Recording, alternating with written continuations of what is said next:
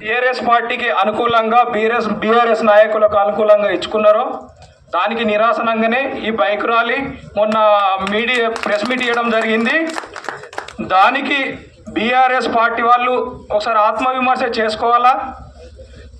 ఎందుకంటే ఈ ఎల్లంపేట గ్రామంలో మేము మొన్న కూడా మీడియా సమక్షంలో తెలపడం జరిగింది. 1200, 1300 సభ్యత్వం ఉన్న ఎల్లంపేట మీరు తీర్మానం ఇస్తే ఎవడబ్బా జాగిరి కాదు, మీరు భయపెడితే భయపడనీకి మేము ఉరకటానికేమో పాకిస్తాన్ నుంచి వచ్చి బతుకుతలేము. పూర్వం నుంచి అందరం ఇక్కడనే పుట్టి ఇక్కడనే బతికిన వాళ్ళం. ఇంకొకటి, ఇప్పుడు మా సామ్నాయక్ అన్నట్టు ఫ్లెక్సీలు చింపుతున్నారు. అన్న బీఆర్ఎస్ నాయకులకు ఒకటే మీ పాదాభివందనాలు చేసుకుంటూ తెలుపుతున్నా. అన్న ఫ్లెక్సీలు చింపుడు, బీర్లు తాగిపించి చింపించుడు మానుకోవాలా. మానుకోకపోతే అన్న మేము బుద్ధి చెప్పవలసి వస్తుంది మీ బీఆర్ఎస్ చోటమొట్ట లీడర్లకు. అది ఒక్కటి మాత్రం మీరు గమనించుకోవాలన్నా.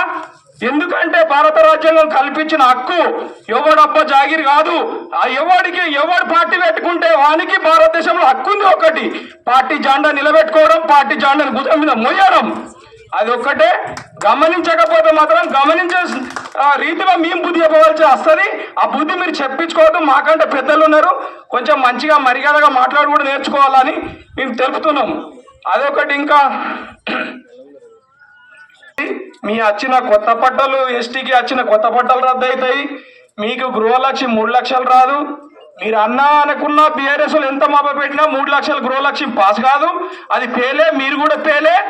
ఖచ్చితంగా ఈ దళిత్ గిరిజనులు ఇచ్చిన పట్టలు మీకు దమ్ము ధైర్యం ఉంటే మలపండి చూద్దాం. నడి రోడ్డు మీద అడ్డం పంటం, రాత్రి పగలు 24 గంటలు 24 అవర్స్ ఎవరిని కూడా వదిలిపెట్టాం. పేదల భూముల జోళ్ళకి వస్తే ఆ భూముల్ని పాతి పెడతాం. ఖబర్దార్, భూముల జోలికి పేదలను వాళ్ళు భయపట్టి వచ్చే ప్రయత్నం చేయొద్దు. మేము కూడా ప్రయత్నం చేస్తామని అనుకుంటలేము. మీరు చేస్తే వదిలిపెట్టాం. అదొకటి. ఇంకా అప్పుడు ఈ రోడ్డు వేయించింది షబ్బీర్ అలీ గారి ఆధ్వర్యంలోనా మీ ఆధ్వర్యంలోనా? మీరు ఏడో ఒక్క డాంబర్ రోడ్డు, సీసీ రోడ్లు వేస్తున్నారు. సగం వేసి సగం దాని బిల్లు ఇప్పుడు సంతోషం. మానూరోళ్ళే మీరు కాంట్రాక్టర్ చేసుకొని బతకండి. కానీ ఇంకొకళ్ళని విమర్శించే ముందు మీరు ఆలోచించి విమర్శించాలా.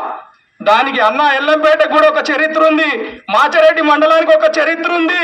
పెన్ను గన్ను బట్టి పోరాడిన పోరాట యోధుల గడ్డ మాచారెడ్డి అడ్డ. ఎవరిని కూడా ఊరుకుండేది లేదు. మీ పాత ఆర్గనైజేషన్ తీసుకుంటే మీరు ఊళ్ళల్లో కాండ్రమెళ్ళే తిరగలేరు, ఇళ్ళలో పండుకుంటారు. అదొకటి గుర్తు పెట్టుకోవాలా. ఖచ్చితంగా మా తెరువు రాకుర్రి, మీ తెరువు స్టార్ట్ చేసుకోకుర్రి. కానీ అన్ని పథకాల గురించి ఎస్సీ ఎస్టీలు కూడా గమనించాలా.